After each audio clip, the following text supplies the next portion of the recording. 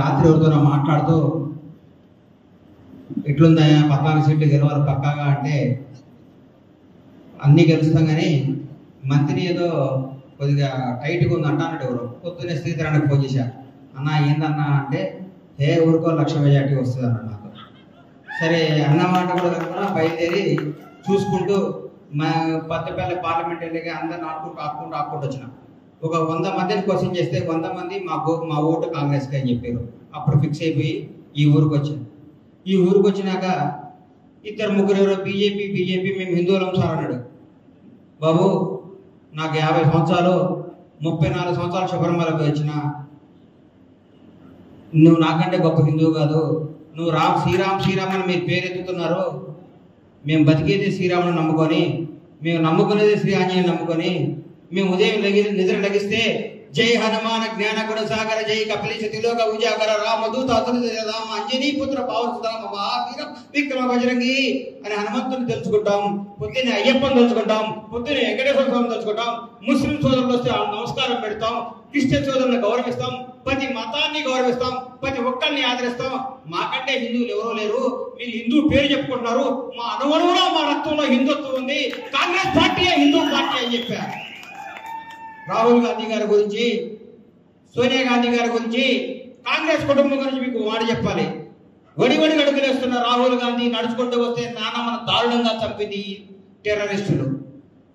బాధల్లో తట్టుకొని బయటకు వచ్చి కాలేజీకి పోతుంటే అమ్మ ఫోన్ చేసి నాన్న శ్రీపెరంబుదూరులో ముక్కలు చేసి చంపారని చెప్పింది. అన్ని కష్టాలు తట్టుకొని నిలబడ్డాడు రాహుల్ గాంధీ. ఆ కుటుంబం కాంగ్రెస్ పార్టీ దేశానికి ఎంత సేవ చేసిందో మీకు తెలియదా? కాంగ్రెస్ పార్టీ దేశానికి ఎంత నిలబడిందో మీకు తెలీదా? ఎన్ని ప్రాజెక్టులు కట్టిందో మీకు తెలీదా? ఎంతమందిని ఆదుకుందో తెలీదా? భారతదేశానికి స్వాతంత్రం తీసుకొచ్చిన party Congress party. Doctor Ambedkar ఆశయాలు నిలబెట్టిన పార్టీ కాంగ్రెస్ పార్టీ. భారతదేశంలో ప్రపంచ దేశంలో భారతదేశానికి పట్టాన్ని గీసిన పార్టీ కాంగ్రెస్ పార్టీ. అందరినీ సగౌరవంగా గౌరవించి అభిమానించి అందరినీ హక్కులు చేసుకున్న పార్టీ కాంగ్రెస్ పార్టీ. కాంగ్రెస్ పార్టీకి ఓటేయడం గర్వం, కాంగ్రెస్ పార్టీ కార్యకర్తని చెప్పుకోవటం నిజాయితీ. నిర్భయంగా నేను కాంగ్రెస్ కార్యకర్తను అని చెప్పుకుంటా. నన్ను అడిగిండు, అరే నువ్వు టీఆర్ఎస్ బీజేపీ గారు ఓచుకోరా అని.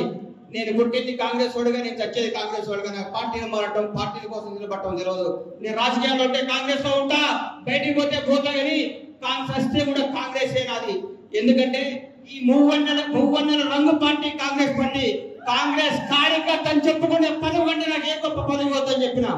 అట్లాగే మందిన ఒక రాజకీయ నాయకుడు కావాల్సిన 3 లక్షణాలండి. ఆయన మీద ఆయనకు బాగా నమ్మకం ఉండాలి. ఆయన దగ్గరికి వచ్చే ప్రతి కార్యకర్త ఆయన నమ్మాలి. వచ్చిన ప్రతి కార్యకర్తను ఆయన మర్యాద చెప్పాలి.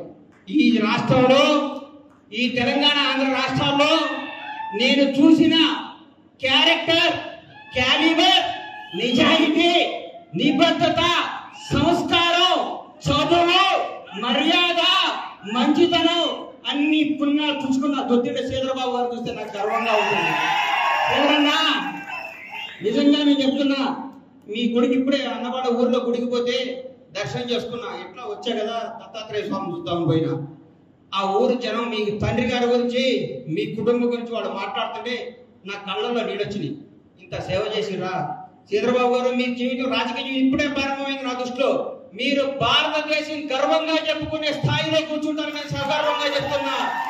అలాగే పెద్దలు వెంకటస్వామి గారు, ఇందిరమ్మ సమకాలికులు, ఇందిరాగాంధీ గారితో పనిచేశారు, మహానుభావులు. ఆయన ఎక్కడున్నా గర్వంగా ఉంది.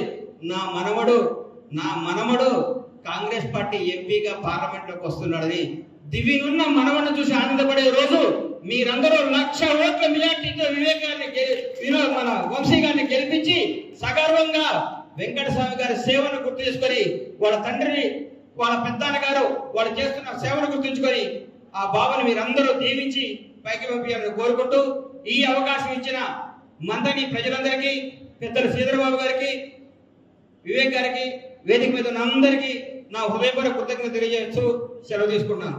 జై కాంగ్రెస్. అస్తం గుర్తుకే, అస్తం గుర్తుకే, అస్తం గుర్తుకే. రాహుల్ గాంధీ ప్రధాని కావాలి, మన డాక్టర్ వంశీ ఎంపీ కావాలి. ఆల్రెడీ రాబోయే 10 సంవత్సరాలు కాంగ్రెస్ పార్టీ అధికారంలో ఉంటుంది.